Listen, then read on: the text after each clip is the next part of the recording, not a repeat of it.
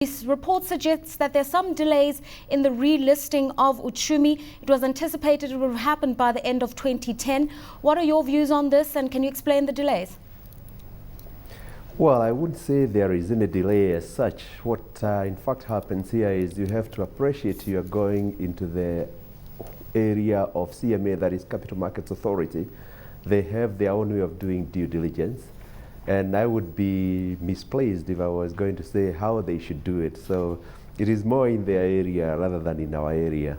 We are ready for them, and anytime they have requested for any data, we have continued to answer each and every comment. Well, the Capital Markets Authority say that they're still evaluating two key principles in terms of their regulations, and that's the positive capital position for Uchumi, and also just evaluating whether or not you fit the requirement of 3 years profitability. You say you're ready. Just give us a sense of how ready you are in terms of meeting these requirements from your evaluations.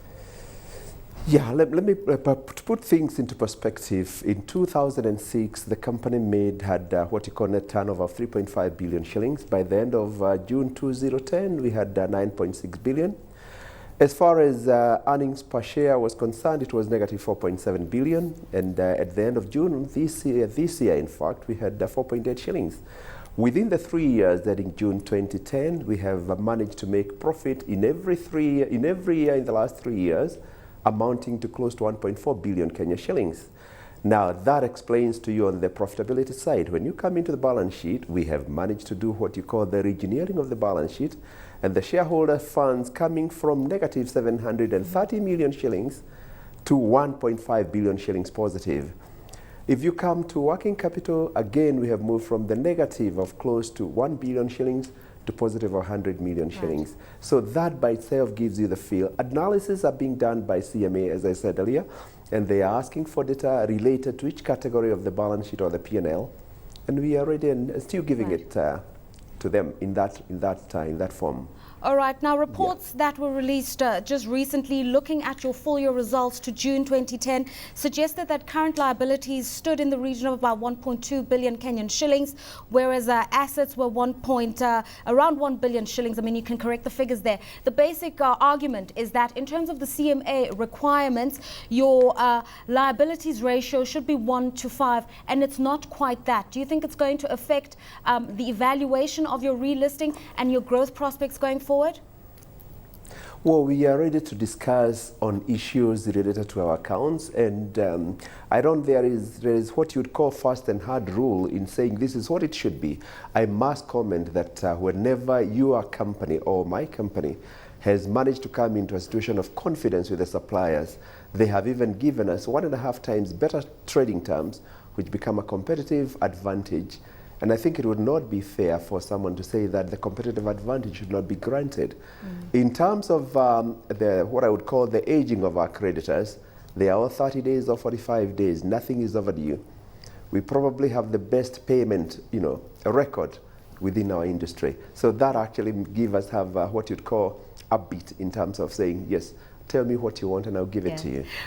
Mrs. Ciano, just in terms of confidence building, I mean, you have been quite frank and candid about the fact that you come from a torrid history of receivership, needing to deal with your debts and your liabilities, and you're in a better financial position.